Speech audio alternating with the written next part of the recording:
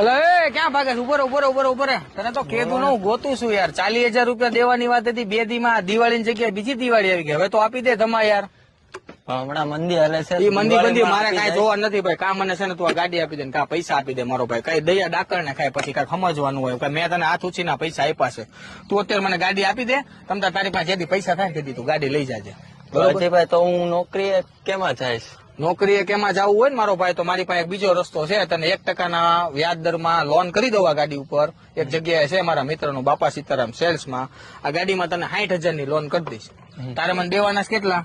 40,000 રૂપિયા દેવાના છે. તું કોઈ જિંદગી મને દઈ ન થકવાનો. આ દિવાળી ની ઓલી દિવાળી કરી તે એની કરતા હું તને આની ઉપર 60,000 રૂપિયાની લોન કરી દઉં અને એ ₹1.10 જેવો 1% જેવું વ્યાજ લાગશે. તારે હપ્તે તું બહાર નીકળી જાય આમાંથી અને ગાડી તારી પાસે રહે અને પૈસા તારી પાસે રહે. બોલ તો તારે ડોક્યુમેન્ટ શું જોશે તને કહી દઉં. પાન કાર્ડ જોશે, આધાર કાર્ડ જોશે, એટીએમ જોશે, પાસબુક જોશે અને જો આ ગાડીમાં લોન હોય તો તારે એનઓસી ને આરસી બુક લઈને આવવાનું. એટલે તને 24 કલાકમાં પૈસા પડી જાય.